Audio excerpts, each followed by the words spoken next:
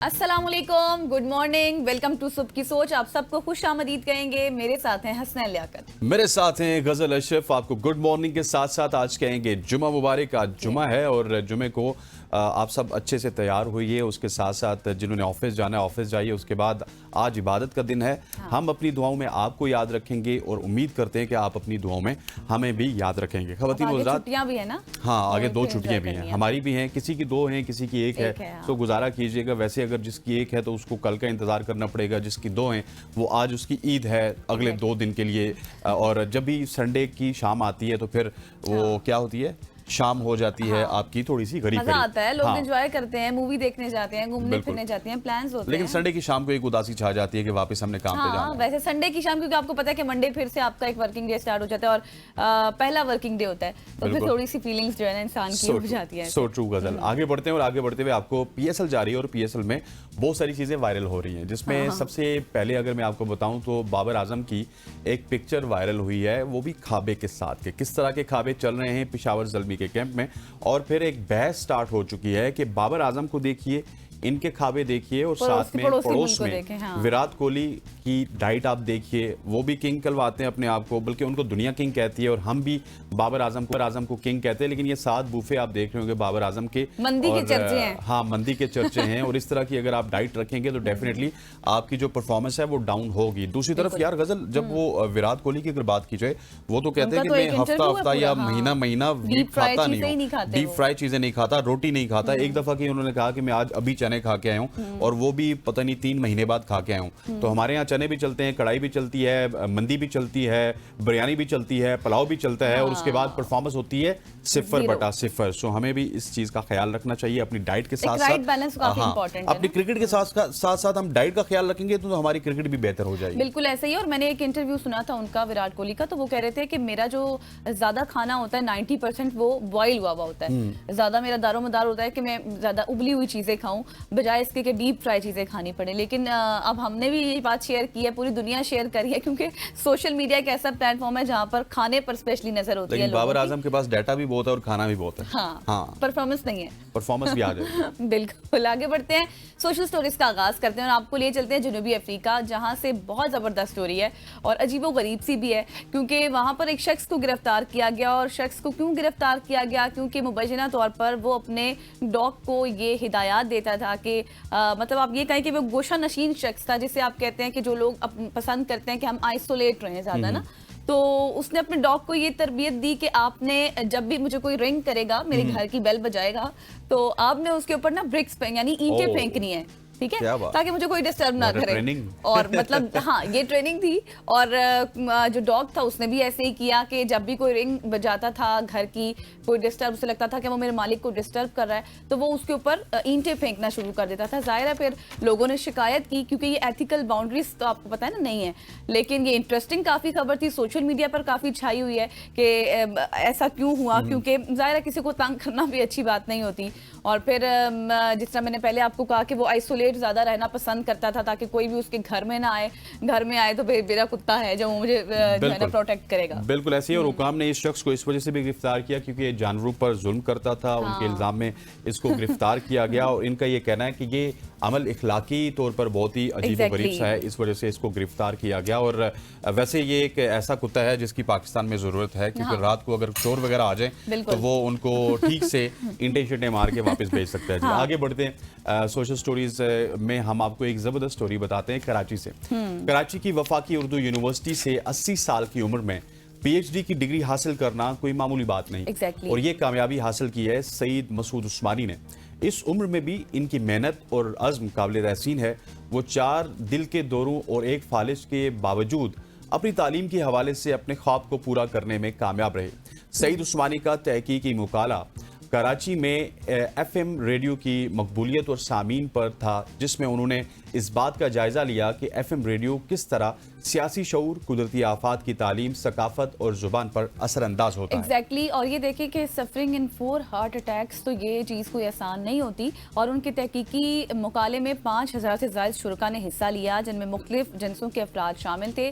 और तहकीक के जरिए उन्होंने FM रेडियो के मुख्तलिफ पहलुओं पर गहराई से रोशनी भी डाली। सईद उस्मानी, जो कि एक आप ये कहें कि इंसाइक्लोपीडिया के तौर पर जाने जाते हैं, अपनी ज़िंदगी भर की सरगर्मियों और तालीम के शौक में मसरूफ़ रहे हैं। उनकी इस कामयाबी ने ना सिर्फ तालीमी दुनिया में एक नई मिसाल कायम की है, बल्कि ये भी साबित कर दिया है कि उम्र कभी भी सीखने के लिए रुकावट नहीं बन सकती। वो है ना कि माँ की गोद से लेकर कब्र तक इल्म हासिल करो। और इसके चाहे तो मैं चीन भी क्यों ना जाना पड़े। और साथ ही इन मास कम्युनिकेशन हमारी फील्ड से रिलेटेड उन्होंने डिग्री हासिल की है। मेरा ख्याल है कि अब किसी मीडिया में आपको देखना चाहिए, इस उम्र में अगर वो डिग्री हासिल कर सकते हैं तो किसी जगह पे आके हमें तज्जिया भी दे सकते हैं या एंकरिंग भी कर सकते हैं। आगे बढ़ते हैं खवातीन और हज़रात, गजल क्योंकि फोन बहुत यूज करती हैं, इनको अक्सर मैं मना करता हूँ और ये खास तहकीक आपके लिए भी है और गजल के लिए भी है। एक हालिया तहकीक में ये बात सामने आई कि अगर कोई शख्स स्मार्टफोन्स पर 2 हफ्तों तक इंटरनेट से दूर रहे तो उसके ज़हनी सेहत और तवज्जो और मजमूई फलाह में नुमायां बेहतरी आती है। इस तहकीक में मुहक्किकीन ने इस बात का जायजा लिया कि स्मार्टफोन्स और इंटरनेट के इस्तेमाल के बगैर ज़हनी हालात पर क्या असरात मुरतब होते हैं। लेकिन ये आपको गजल ही बताएंगे क्या क्या मुरतब होते हैं। वो तो मैं आपको बताती हूँ, लेकिन वैसे भी इस चीज़ में है कि आप जब फ़ोन से दूर रह लेंगे ना तो आप एक सुकून फील करेंगे, टेंशन, परेशानियां, डिप्रेशन आपका दूर हो जाएगा।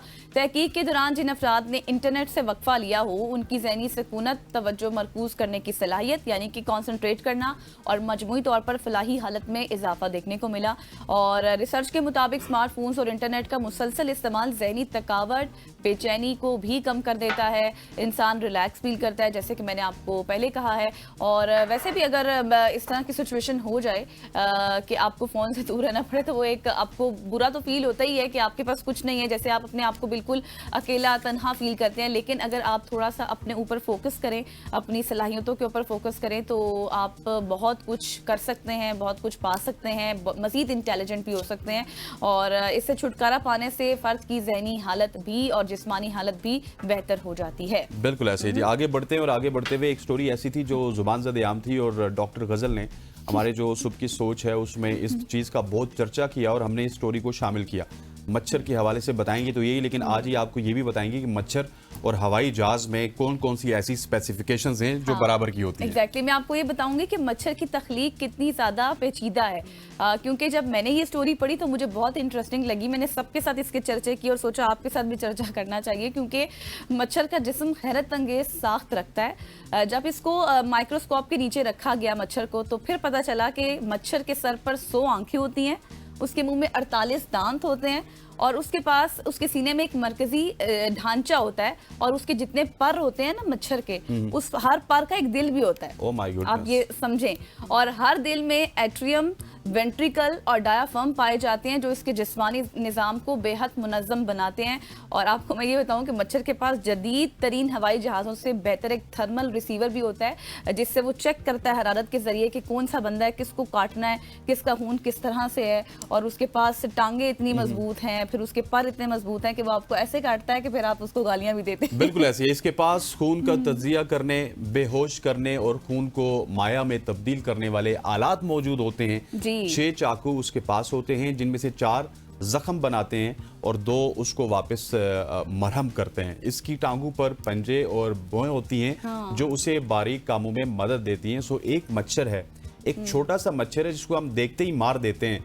लेकिन यहाँ पे ये कहना भी लाजमी है कि फबी आला रब्बिकुमा तुकज़्ज़िबान, और तुम अपने रब की कौन कौन सी नेमत को जुटलाओगे। कि एक छोटे से मच्छर में ऐसी स्पेसिफिकेशंस हैं जो आजकल बड़े बड़े जहाज में आपको नहीं मिलती। और गर्मियां हैं, वैसे भी स्प्रिंग है, मच्छर की अब बहुतात है, सब लोग मच्छरों से पाला सबका पड़ा होता है। तो मैंने सोचा आपको मच्छर से रिलेटेड तहकीक भी बता दूं ताकि आप उसको बुरा भला ना कहें ना। बिल्कुल ऐसी है जी, उसको बुरा भला बिल्कुल नहीं कहना चाहिए। ख़वातीन और हज़रात, यहाँ पे वक्त हो चाहता है एक शॉर्ट सी कमर्शियल ब्रेक का। ब्रेक लेंगे।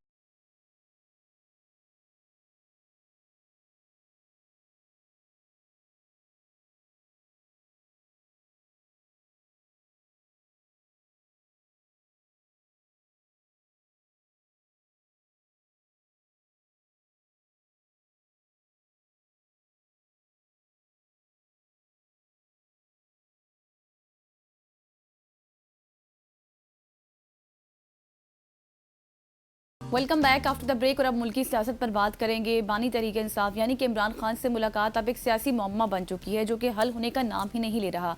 कल की अगर बात करें गुज़श्ता रोज़ की, तो बहनों की ये कहा, उनकी जानिब से कहा जा रहा था कि आज का दिन है मुलाकात का, अगर हमें मुलाकात ना करने दी गई तो हम यहीं रहेंगे, अगर हमें गिरफ्तार भी किया गया तो हम वापस यहाँ आएंगे। फिर हुआ भी ऐसे ही कि तीनों बहनों समेत हामिद रज़ा साहब थे, फिर उमर अयूब साहब थे, जरताज गुल साहिबा थी और दीगर भी कुछ लोग थे जिनको गिरफ्तार किया गया और फिर उसके बाद में छोड़ दिया गया। लेकिन वजूहात क्या हैं, क्यों मुलाकात करने नहीं दी जा रही है? अभी से कल से कुछ रोज़ पहले भी यही मामला हमने देखा था कि बहनों को मुलाकात करने नहीं दी गई थी। 2 बहनों को इजाज़त मिली थी लेकिन उन्होंने अलीमा खान साहिबा से कंसल्ट करने के बाद कहा कि हम भी मुलाकात नहीं करेंगे।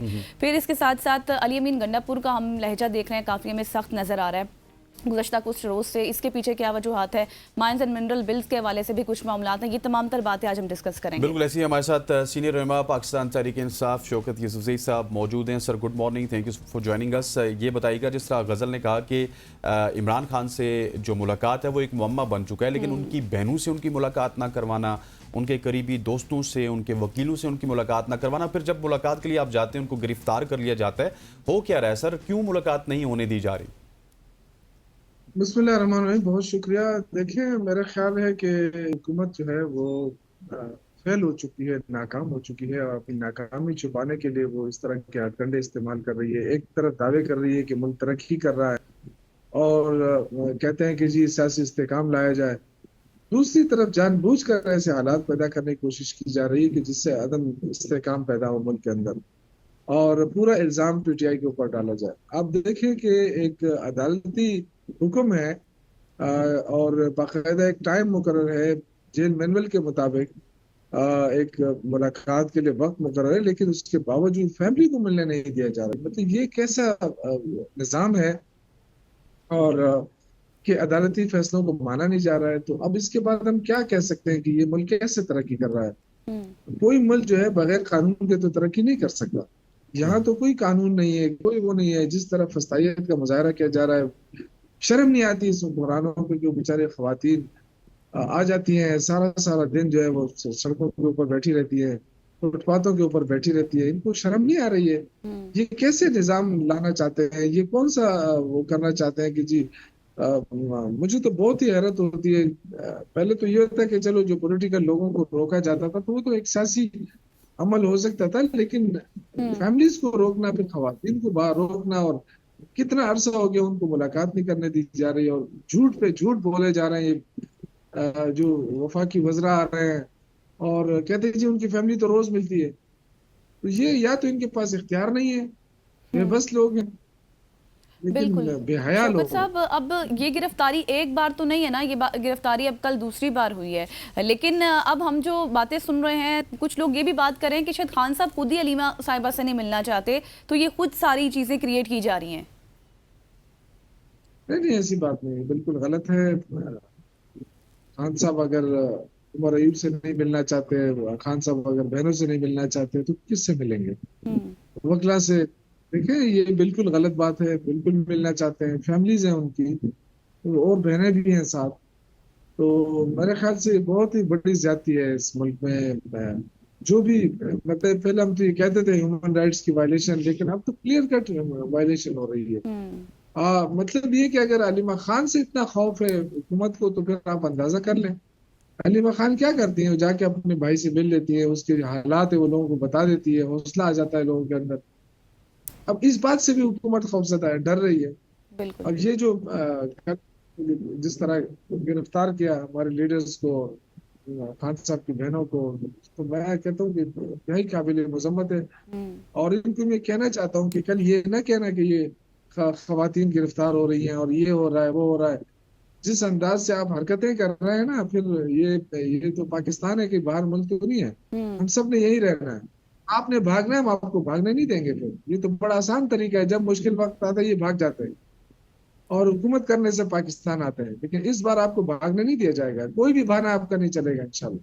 लेकिन शौकत साहब, क्या आप समझते नहीं कि मुलाकात भी गवर्नमेंट इसी वजह से नहीं करवा रही कि खान साहब को लाएमल दे देते हैं, उसके ऊपर फिर आप इम्प्लीमेंट करने के लिए जाते हैं? अभी रमज़ान से मुलाकात का सिलसिला बंद है और गवर्नमेंट थोड़ा सा सुकून में तो है कि खान साहब की खबर ही बाहर नहीं आ रही।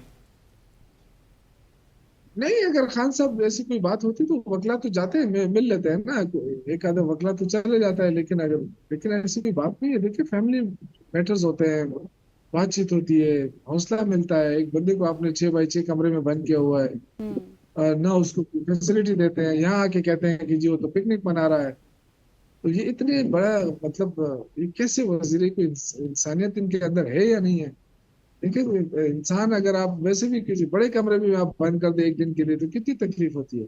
आप देखें कि एक बंदा जो सारी जिंदगी एक अच्छे माहौल में रहा हो, और आप उसको दहशतगर्द बना के पेश कर रहे हैं। हम्म। एक बंदे ने जिंदगी पाकिस्तान के लिए काम किया हो, और एक बंदे ने सारी जिंदगी जो है वो सिर्फ पाकिस्तान पाकिस्तान किया हो, पाकिस्तान के लिए नाम कमाया है, उसको आपने जेल में बंद किया। जिन्होंने मुल्क को लूटा है उनको आप बारी बारी जब सख्त वक्त आता है बाहर छोड़ देते हैं, फिर वो आ जाते हैं, फिर वो मुल्क को लूट के फिर चले जाते हैं।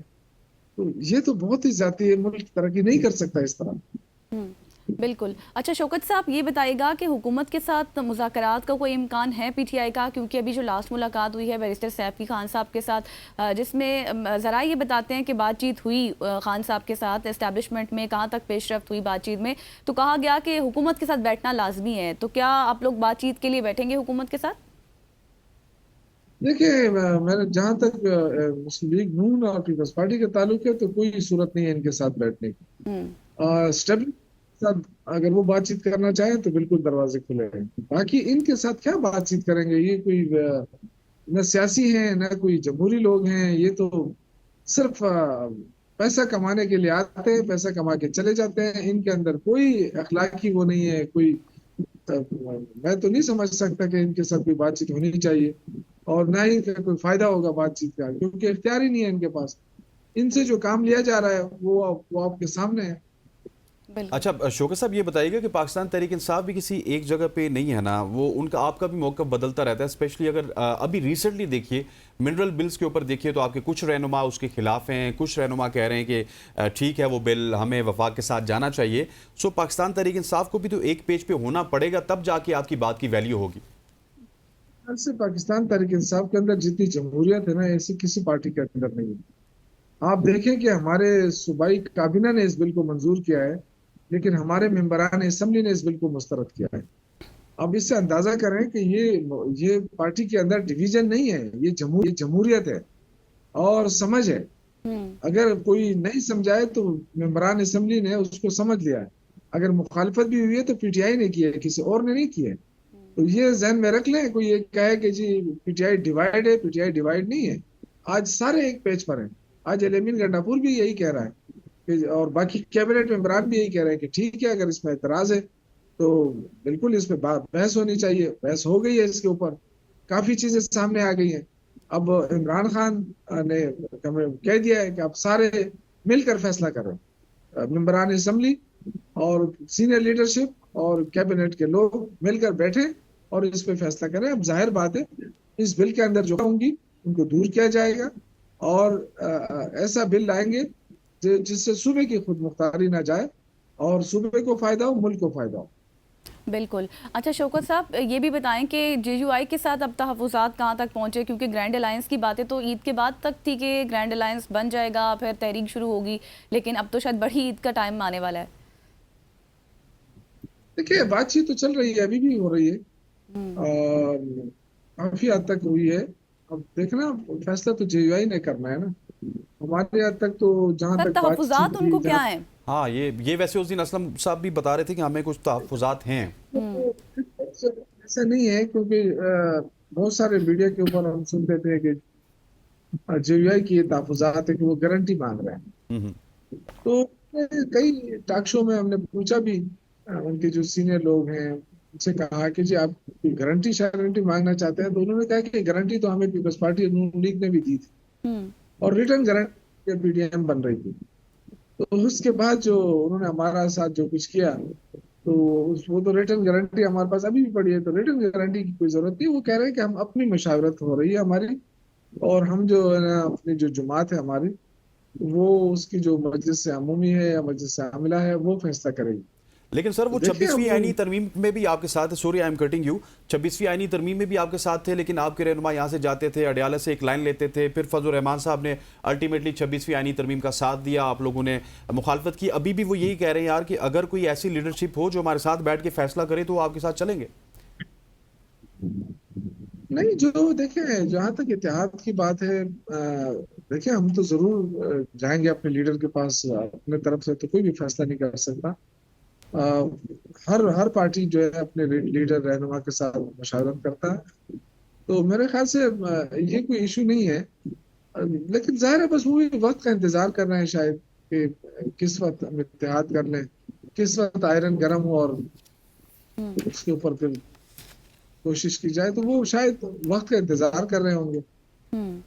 ठीक। अच्छा सर, इससे पहले आप बात कर रहे थे कि इस्टेब्लिशमेंट के साथ आप बातचीत करने को तैयार हैं, लेकिन इस्टेब्लिशमेंट की तरफ से कई बार हमने सुनी है ये बात, उन्होंने कहा है वाज़े तौर पर कैटेगोरिकली कि सियासी मामलात सियासी जमातों से ही हल करें, उनके साथ बैठें, बातचीत करें। लेकिन अभी तो आप भी ये बात कह रहे हैं कि हम इनके साथ नहीं बैठेंगे, तो लेकिन उनकी तरफ से तो बिल्कुल ना है, तो फिर कैसे मामलात हल होंगे? देखिए, ना जबानी कलामी हो सकती है, लेकिन जो इस वक्त मुल्क के हालात हैं और वो ऐसे नहीं है कि वो ज्यादा देर तक बर्दाश्त कर सकें। ये एक बहुत बड़ी लाइबिलिटी उन्होंने बनाई है, नून लीग की 17 सीटों पे हुकूमत बनाई है, वो अपनी जगह नहीं बना सके आवाम में। नफरत रोज बरोज बढ़ती जा रही है। तो मेरे ख्याल से कि अब एस्टेब्लिशमेंट भी मजबूर होगी। अभी फिलहाल तो देखें, उनकी तो ये हमेशा एक कोशिश होती है कि दूसरी पार्टी को दबा के रखे, लेकिन यहाँ तो पार्टी दबी नहीं रही है। सिर्फ जो इमरान खान है वो किसी तौर पे कंप्रोमाइज के लिए तैयार ही नहीं है। उन्होंने ये भी कहा है कि मेरे और बुशरा बीबी के हवाले से कोई बात ना करे, हमें कोई रिलीफ नहीं चाहिए, हम अदालती निजाम के जरिए बाहर आना चाहते हैं। लेकिन मुल्क के खातिर उन्होंने कहा कि आप जरूर मुज़ाकरात करें, मुल्क के मफाद में, मुल्क के खातिर। अब देखिए, मुल्क का मफाद क्या है कि आपकी पार्लियामेंट की बालादस्ती हो, आइन कानून जमहूरियत बहाल हो, इंसानी हकूक़ की पामाली ना हो, अदलिया आज़ाद हो। ये सारे वो चीजें हैं जिसके जरिए मुल्क ठीक हो सकता है। आप सरमायाकारी की बात करते हैं, लेकिन अदम सियासी इस्तेकाम होगा और जल्द से जुलूस होंगे।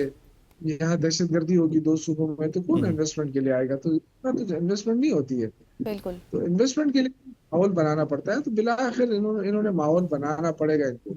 सही, माहौल बनाना पड़ेगा और हम भी पूरी उम्मीद है कि मामलात हल हो जाएं। Thank you so much for joining us. Shaukat Yousafzai साहब, आप हमारे साथ मौजूद थे और मुल्की सियासत जो आप ये कहें कि तवज्जो तलब मसाइल जो है ना, उन पर गुफ्तगू कर रहे थे। यहाँ पर वक्त हुआ एक ब्रेक का, ब्रेक के बाद वापस आएंगे। Stay with us.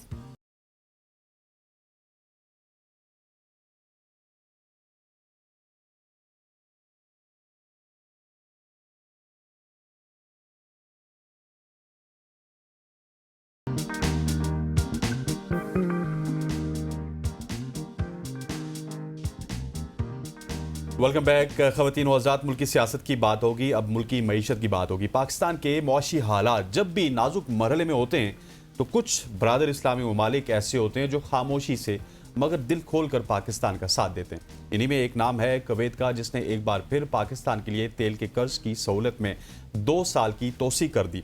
ये सहूलत ऐसे वक्त में दी गई जब पाकिस्तान को तवानाई का बहरान, महंगाई और मालियाती चैलेंजेस का सामना है। इस रियायत ने न सिर्फ वक्ती रिलीफ फराम किया बल्कि पाकिस्तान की मईशत को संभलने का मौका भी दिया। वजीर पेट्रोलियम अली परवेज मलिक की कुवैती सफीर से मुलाकात में न सिर्फ उनका शुक्रिया अदा किया गया बल्कि मुस्तकबिल में तवानाई, तिजारत और सरमायाकारी के मजीद मौके पर भी बातचीत की गई। एग्जैक्टली और आपको ये भी पता होना चाहिए कि पाकिस्तान सालाना 2 मिलियन टन ऑयल कुवैत से दरामद करता है, आई एम सो सॉरी। और इसी पर बात करने के लिए मैं ज्वाइन किया है अब्दुल समी साहब ने, चेयरमैन पाकिस्तान पेट्रोलियम में। बहुत शुक्रिया सर ज्वाइन करने के लिए। सबसे पहले तो ये बताएं कि फरवरी में सऊदीया के साथ भी हमारा मुआहदा हुआ था, अब कुवैत ने भी ये एक्सटेंड कर दिया है पॉलिसी, तो पाकिस्तान को किस हद तक क्या और कितना फ़ायदा होगा? देखिए, पाकिस्तान को फायदा हुआ या वो नहीं होगा, मगर पाकिस्तान को बड़ा नुकसान हुआ है। बिजली बढ़ा दी है, कीमत कम होनी चाहिए थी और अवाम को फायदा होना चाहिए था। उन्होंने हमारे में बलूचिस्तान के नाम पे पैसे निकाल दिए हैं जो बड़ी जाती है, और हमें बलूचिस्तान से कोई ये नहीं है, मैं बड़ी मोहब्बत है, मगर ये तरीका नहीं है।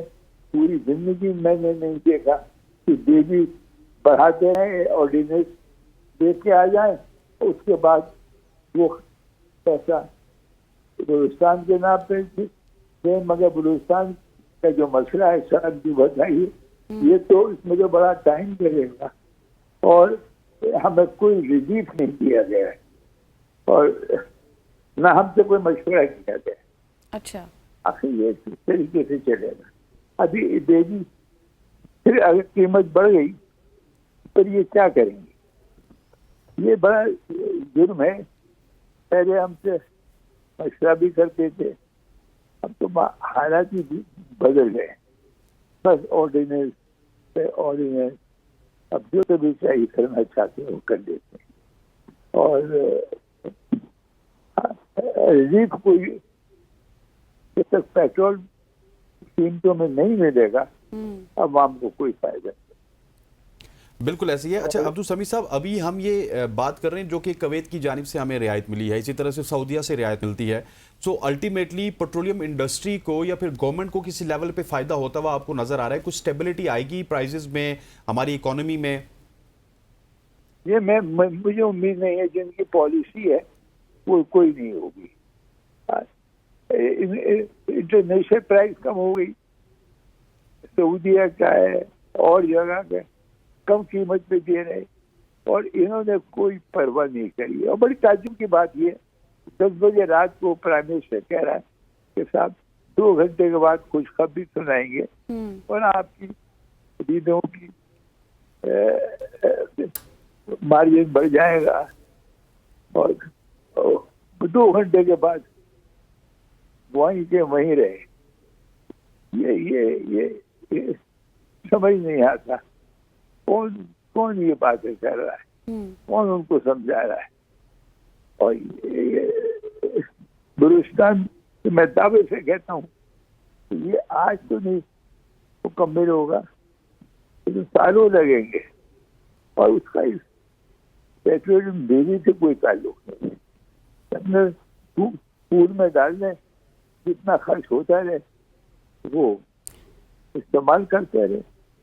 हम खुद चाहते हैं कि बलूचिस्तान की तरक्की हो और सड़क बने और तरक्की हो, मगर कुछ प्लानिंग तो है नहीं।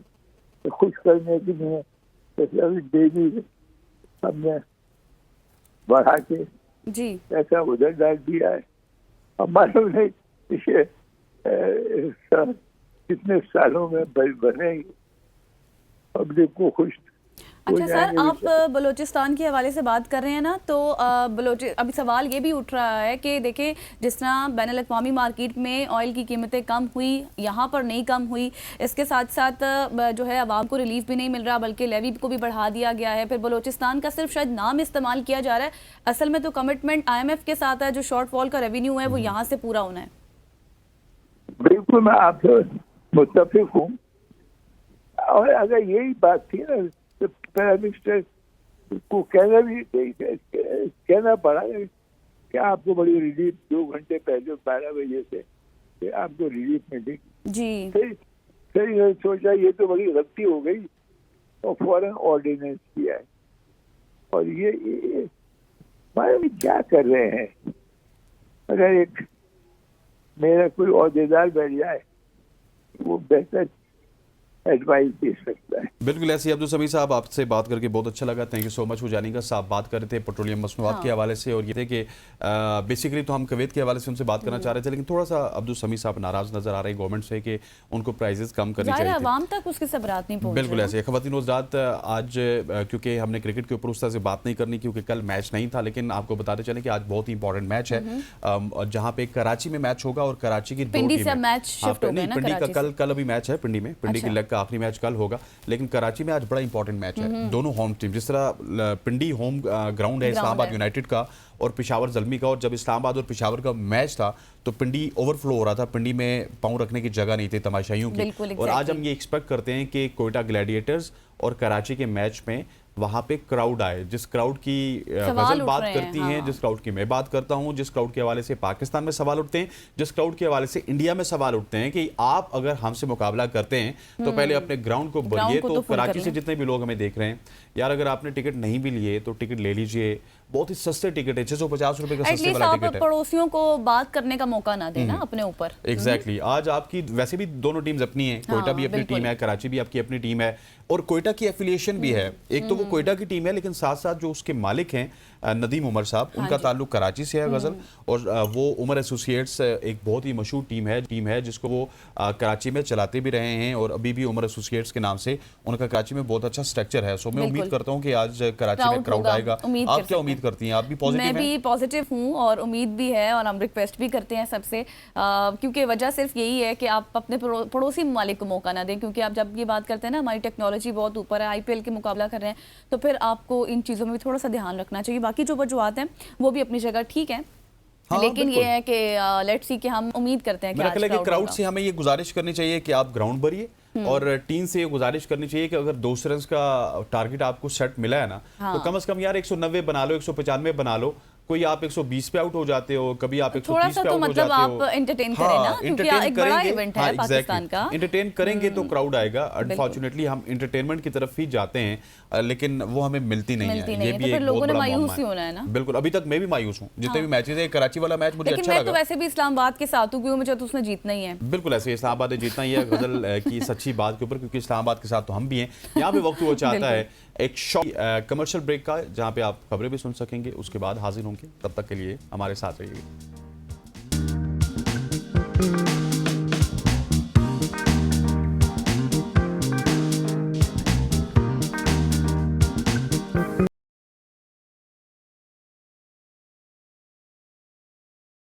वेलकम बैक खवातीन और हज़रात। आज एक बहुत ही खूबसूरत शख्सियत से आपकी मुलाकात करवानी है। पाकिस्तानी कौम के लिए खुशी और मिजाह का एक ही मौका है, और वो है क्रिकेट। अगर कोई लफ्ज़ जुनून को सही से तशरीह करे तो उससे लफ्ज़ क्रिकेट ही कहा जाता है और लिखा जाता है। क्रिकेट के जुनून में मगन एक ऐसा इंसान हमारे साथ मौजूद हैं जिन्होंने हर शख्स को महसूस भी किया, हर शख्स ने उनको ज़रूर देखा, पहचाना और उनको अप्रिशिएट भी किया। तो क्रिकेट उन्होंने भी बहुत से लोगों को करीब से देखा और क्रिकेट देखते वक्त जरूर वो स्क्रीन पर दिखाई देते हैं। आज हम जानने की कोशिश करेंगे वो कैसे अपनी मदद आप दुनिया के हर मुल्क में पाकिस्तान की टीम और परचम के साथ स्टेडियम में मौजूद हैं, हर जगह जाकर सब्ज हिलाली परचम को थामते हैं, और वो एक ऐसी पहचान बन चुके हैं जो कि पाकिस्तान की पहचान है, दुनिया जिसको चाचा क्रिकेट के नाम से जानती हैं। आज हमारे साथ मौजूद हैं चौधरी अब्दुल जलील साहब। जी हाँ, चौधरी अब्दुल जलील साहब, जिनको निक नेम अगर मैं कहूँ तो चाचा जी, चाचा क्रिकेट। चाचा क्रिकेट। सर बहुत शुक्रिया आपके वक्त के लिए कि आपने हमें टाइम दिया। सबसे पहले तो हमें अपना किस्से बताएं, कैसे आपने शुरू किया, कैसे आपको इंटरेस्ट पैदा हुआ, कब से स्टार्ट किया? बेटी ये क्योंकि सियालकोट जो है वो दुनिया भर में खेलों का सामान भी बनाता है, ये क्रिकेट बैट और फुटबॉल और जो भी खेलों का सामान है, सर्जिकल इंस्ट्रूमेंट। तो मैं क्योंकि सियालकोट से ही हमारी फैमिली सबसे पुरानी फैमिली है वहाँ, तो क्रिकेट मैं खेला हुआ हूँ। अच्छा। ये जितने झंडे वाले हैं ना, हाँ। इनमें क्रिकेट सिर्फ मैं खेला हुआ। अच्छा। हाँ जी। और अच्छे लेवल पे खेली है? अच्छे मतलब के क्लब लेवल पे खेली है। मेरा बेटा जो है ना आजकल मलेशिया में है, सेटल है, वेल सेट है, तो वो आया हुआ है, वो शुएब मलिक के साथ जो है ना सियालकोट तक क्रिकेट खेला है। अच्छा। तो क्रिकेट का शौक भी था। फिर मेरे एक बड़े भाई थे, वो अल्लाह उनकी मफ़रत करे, वो पाकिस्तान की तरफ से कबड्डी खेले हुए हैं। अच्छा। चौधरी रफीक। तो शौक तो था, और अल्लाह की रहमत है मेरे एक होता है कि मैं जो भी बात करूं गुम्बद खिजरा पहना हुआ है, सच ही बोलूं। माशाल्लाह। तो मैं क्रिकेट जो है ना सियालकोट में अपनी फैमिली ग्राउंड पे खेली हुई है। अच्छा। कि हमारी फैमिली की पहले वो एक वो पंजाबी में कहते हैं ना खूह होता था, खेती बाड़ी, तो वो खत्म हुई, तो फिर हमने वहाँ कुछ देर के लिए क्रिकेट बनाई, ग्राउंड जो है ना बनाई, अपनी चौधरी क्रिकेट क्लब के नाम से थी। और ये मुझे याद रहेगा कि 69 में पाकिस्तान में पहली सीमेंट विकेट सियालकोट में मैंने। वेरी गुड जी, क्या बात है चाचा क्रिकेट। और पहला मैच भी मैंने 69 में। लेकिन एक सवाल है सर, मैच खेलना और सपोर्ट करना, ये दोनों डिफरेंट है। क्योंकि जब आप सपोर्ट कर रहे हो तो आप कहते हैं यार कि मेरे पास बल्ला और मैं एकदम से जाके मैच खेल लूं और छक्के जाके लगाऊं। ये लड़के क्या करते हैं? सपोर्ट करना कहां से शुरू हुआ?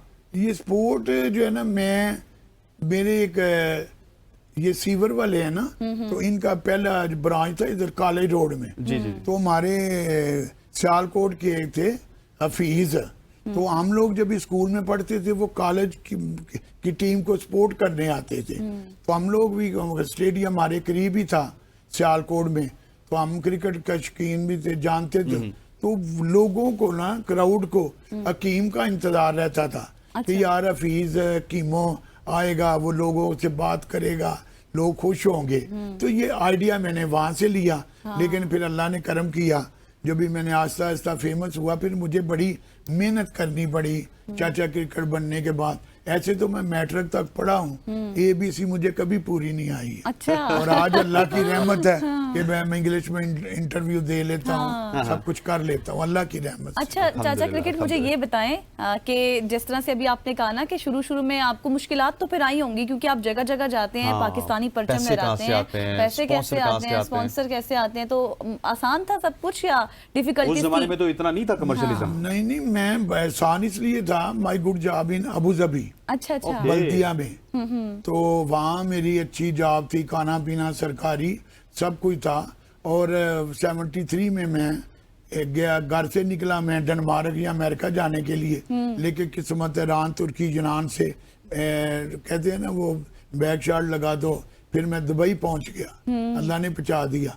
तो कोई जो है ना, मुझे ये फख्र रहेगा कि मैं जो कुछ भी मेहमान नवाजी मैंने घर से सीखी हुई है। चौधरी फैमिली का मैं आदमी हूँ।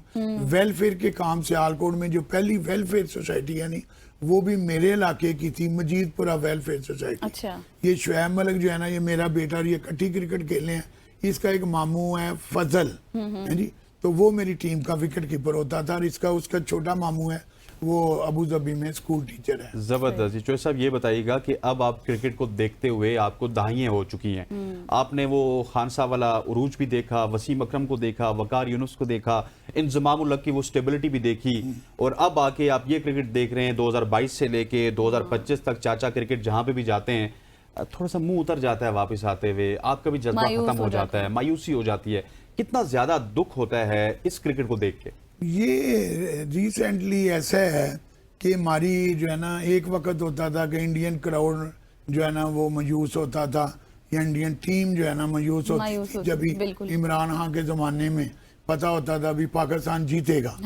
और मुझे ज्यादा भी कि शारजा में 23 मैच जो इंडिया पाकिस्तान के हुए हैं, उनमें जो है ना पहले 2 इंडिया ने जीते थे, उसके बाद बाकी रह गए 21 हैं जी। हाँ जी। 21 में से 18 पाकिस्तान ने जीते हुए हैं उस जमाने में। कि इंडियन टीम अंडर प्रेशर होती थी। बल्कि एक वक्त था कि इमरान इंडिया में जाके टेस्ट सीरीज भी जीत के आए, और वनडे सीरीज भी 1-5 से जीत के आए। तो एक जमाना था। लेकिन मेरी, जैसे आपने वसीम अकरम का नाम लिया, मैंने वसीम की 4 हैट्रिक ग्राउंड में देखी। अच्छा। 2 टेस्टों की लाहौर में और ढाका में, और 2 जो वनडे की हैट्रिक थी ऑस्ट्रेलिया के खिलाफ और वेस्ट इंडीज के खिलाफ शारजा में। तो ये शुएब अख्तर की मैंने जो सबसे तेज गेंद है ना, फ्लंटॉप को जो की थी, अंडर 62 और 100 माइल थी, अंडर 60 किलोमीटर थी। तो वो कैप्टन में मैं मैच देख रहा था, और वो बॉल जो है मेरे लिए एजाज है कि भाई वो बॉल जब भी शुएब अख्तर ने कराई और तेज बॉल कराई, तो कैमरा मेरे ऊपर आया, मैं पाकिस्तान का झंडा ला रहा था, और मेरे साथ मैच देख रहे थे इंडिया के साबिक कैप्टन सुनील गावस्कर और नवजोत सिद्धू, जो वहां मुझे मिले। और ये मेरा नहीं, मेरी टीम का एजाज है कि भाई सुनील गावस्कर भी मेरे मतलब कमेंट्स दिए हुए हैं कि ये एजाज पाकिस्तान को रहेगा कि क्रिकेट हिस्ट्री का बेस्ट चीयर लीडर चाचा क्रिकेट है। अच्छा चाचा, मुझे ये बताएं आपके, लेकिन एक वो पूछे ना कि आप मायूसी होती है। हाँ, मैं अभी यही पूछने वाली थी कि अभी किन किन प्लेयर्स के साथ की कारकर्दगी से आप मुतासिर हैं, क्योंकि आपने तो हर दौर देखा है। मैंने बेटी 500 से ज्यादा इंटरनेशनल मैच देखे हुए हैं। तो 56 साल हो गए हैं मुझे इंटरनेशनल मैच देखते हुए। लेकिन मेरी खुशी के भी बड़े लम्हात है। मियांदार ने 6 मारा 86 में, तो मैं ग्राउंड में मौजूद था, और चेतन शर्मा को, और वो डीप मिड विकेट पे रोड की तरफ गया वो छिक्का। और लोगों को तो जैसे हसनैन ने कहा है कि मियांदाद ने चेतन शर्मा को 6 मारा, लेकिन क्योंकि मैं क्रिकेट समझता हूँ, देखता हूँ, तो मुझे पता है वो डी मिड विकेट असिस्ट गया, उसके नीचे जो फील्डर था ना वो मनिंदर सिंह था। हाँ, मुझे फील्डर जाहिर का है, भी Exactly. आप फील्डर तो का वहाँ भी ना- मौजूद होते हैं हाँ, नहीं मैं मौजूद भी होता हूँ, थोड़ा क्रिकेट समझता हूँ, या समझते भी मेरी याददाश्त बड़ी अच्छी है क्रिकेट के लिए। बहुत अच्छी है, बहुत अच्छी है। अब मायूसी होती है अब? मयूज में जितना अमेरिका में हुआ हूँ ना, अच्छा 1 साल पहले जो हम अमेरिका में इंडिया के खिलाफ जो मैच आ रहे हैं, 120 टारगेट था, और ऐसे गलत शाटें खेल के हमारी टीम आ रही है कि मुझे कहना पड़ा कि ये पाकिस्तानी टीम पाकिस्तानी बन के नहीं खेली। हम जब भी इंडियन क्राउड जो है वो ग्राउंड से भागने की तैयारी कर रहा था, हमारे 2-3 जो प्लेयर थे वो गलत शॉट खेल के आउट हो गए। फिर हमारे 2-3 प्लेयर थे, उन्होंने बालें जाया करनी शुरू कर दी। कोई ये 220 का टारगेट होता तो शायद चाचे को दुख ना होता, लेकिन ये एक बहुत बड़ा मौका था अमेरिका में हिस्ट्री बनाने का कि पाकिस्तान उधर इंडिया को हरा देता। बिल्कुल। अच्छा चाचा, क्रिकेट अब मुझे ये बताएं कि अभी हमारी टीम के साथ मेन मसला क्या है, क्यों सीधी नहीं आप हो क्रिकेट रही? को समझते भी हैं?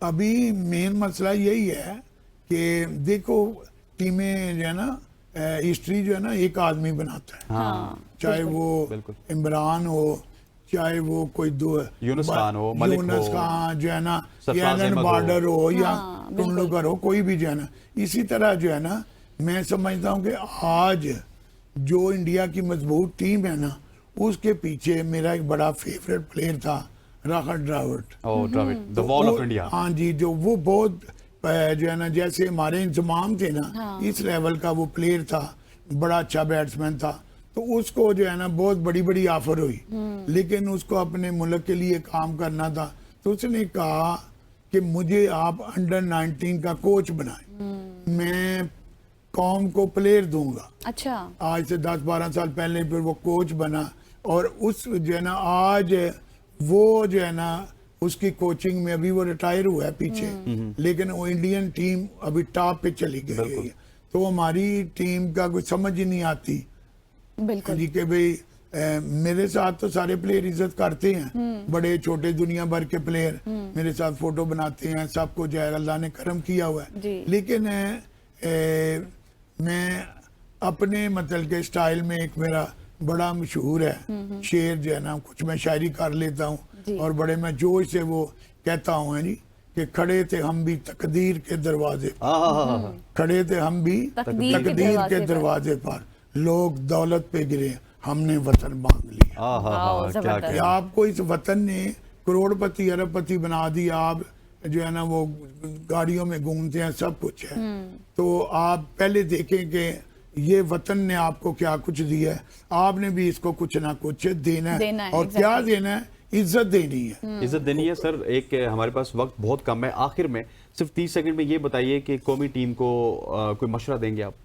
कौमी टीम को मशवरा मैं यही दूंगा जी कि अपने कैलकुलेटर साथ में नहीं लेके जाना, हाँ दौलत का हिसाब कम करें और पाकिस्तान का हिसाब ज्यादा करें कि पाकिस्तान ने इनको क्या दिया, और इनको भी अभी मैच जीत के इमरान खान की तरह या वसीम अकरम की तरह रिकॉर्ड कायम करना है, एक दफा फिर नंबर 1 टीम बनना है। पैसे बिल्कुल। की तरफ आपने नहीं जाना, चाचा क्रिकेट आपको कह रहे हैं। एग्जैक्टली चाचा क्रिकेट, जिनका नाम है चौधरी अब्दुल जलील साहब, बहुत शुक्रिया, आपके साथ बहुत मजा आया बात लेकिन करके। जाते-जाते लेकिन हम पहले जाते सुनेंगे। जाते हम आपसे नात भी जी, सुनेंगे। आप ये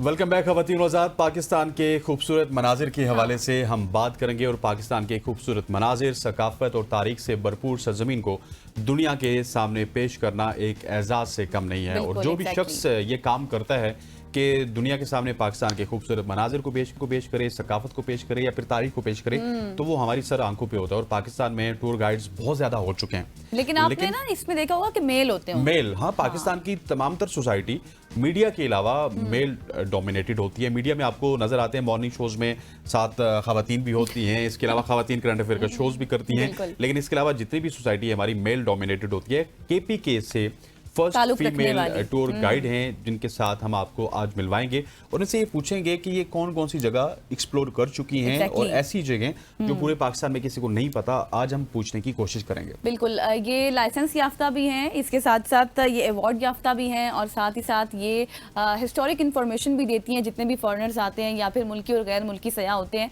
उनको बताती है कि कौन सी जगह पे आपको जाना चाहिए। अपने सूबे की जो है ये एक पॉजिटिव, एक ब्यूटीफुल इमेज को रिप्रेजेंट कर रही हैं। मारिया खान साहिबा हमारे साथ मौजूद हैं। मारिया, बहुत शुक्रिया आपके वक्त के लिए, आप आई यहाँ पर। सबसे पहले तो ये बताएं कि मतलब आपका ताल्लुक के पीछे है, फिर एक कंजर्वेटिव सा एरिया समझा जाता है ना जब भी हम बात करते हैं, तो ऐसे में कैसे आपको शौक पैदा हुआ और कैसे इस फील्ड में आई? मेरा ताल्लुक असल में है लंदी कोतल से। अच्छा। जहाँ से फीमेल को तो बिल्कुल भी इजाज़त नहीं है मैट्रिक तक पहुँचने की भी। हाँ बिल्कुल। तो मुझे घूमने फिरने का शौक था, लेकिन मुझे कोई आइडिया नहीं था इस चीज़ का कि ये भी कोई फील्ड है, इसमें भी आगे निकला जा सकता है। क्योंकि एक बात मैं हमेशा कहती हूँ कि जैसे हमारी सोसाइटी में लड़कियों को कहा जाता है या तो डॉक्टर बनोगी या टीचर बनोगी या बिल्कुल, घर बैठोगी, शादी करके गोल रोटी बनाओगी। ऐसा ही होता है। अब अल्हम्दुलिल्लाह मुझे ये है कि मैंने थोड़ा सा ट्रेंड को चेंज किया है और स्पेशली जब मुझे कुछ लड़कियां मैसेज करके बोलती हैं कि जी हमने आपकी तरह बनना है, लेकिन मुझे पॉलर खोलने का शौक है या मुझे ये करने का शौक है और मैं उसके लिए स्ट्रगल कर रही हूँ, तो बहुत ज़्यादा खुशी होती है कि मैं एक पॉजिटिव जो है एग्जाम्पल बन रही हूँ सबके लिए। बिल्कुल ऐसे। लेकिन मारिया, जिस तरह गजल ने कहा ना कि आप जिस इलाके से हैं वहाँ पे बहुत ज़्यादा लोग अप्रिशिएट नहीं करते, आपको हेल्प आउट नहीं करते कि अगर आप फीमेल हैं तो आप आगे बढ़ें, तो आपको शुरू में कुछ रोक टोक हुई फैमिली की जानिब से? चैलेंजेस आए कुछ ऐसे? कितने चैलेंजेस आए आपको? चैलेंजेस तो बहुत ज़्यादा हैं। मेरे शायद एक गुड लक ये थी कि मेरी अम्मी पढ़ी लिखी थी, लेकिन इस तरह है कि मेरी अम्मी को भी ये था कि डॉक्टर बने। अच्छा। हाँ, क्योंकि वही बात कि पढ़े लिखे तो हैं, फैमिली मेरी सारी पढ़ी लिखी है, लेकिन उनमें भी वो शऊर तो नहीं था कि नहीं इसके अलावा भी फील्ड है। तो वो उनका शौक था, मैं नहीं कर सकती थी क्योंकि मैं अगर देखें तो मैं ब्लड नहीं देख सकती। अच्छा। मैं कोई मुझे कहे कि मेरी हड्डी टूटी थी या कुछ, तो मुझे फील होना शुरू हो जाता है। मैं शायद ऑपरेशन थिएटर में मरीज से पहले मैंने ही बेहोश हो जाना था।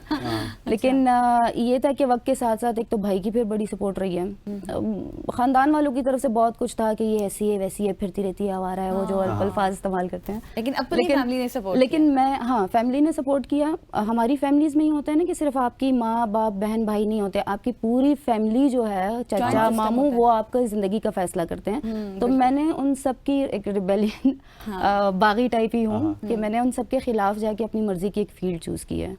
और मुश्किलात तो बहुत आई थी, अभी भी फेस होती हैं उस तरह से, लेकिन अब अल्हम्दुलिल्लाह आई एम हैप्पी। अच्छा मारिया, ये बताएं कि आपका मेन एम क्या था? मतलब आपको फिरने का ज्यादा शौक था, सैर सयाहत का शौक था, यही आपका मेन मकसद था, या फिर आप ये सोचती थी कि नहीं मुझे कुछ अलग से करना चाहिए, एक अच्छी पिक्चर रिप्रेजेंट करनी चाहिए? ये शौक था कि आवारगी में हद से गुजर जाना चाहिए? असल में मैं बचपन से वो बच्चा थी घर का ना जिसको ऑर्डर लेना अच्छा नहीं लगता था। अच्छा। मुझे कोई ऑर्डर देता मैं चुप कर जाती, लेकिन करना मैंने वही काम होता था जो मेरा शौक होता था। तो मुझे कुछ पता नहीं था, मुझे ये था कि जहाँ पे हमारा घर था, मेरी अम्मी मानसेरा से हैं, शिनकैरी से, तो हमारा वहाँ पे घर था।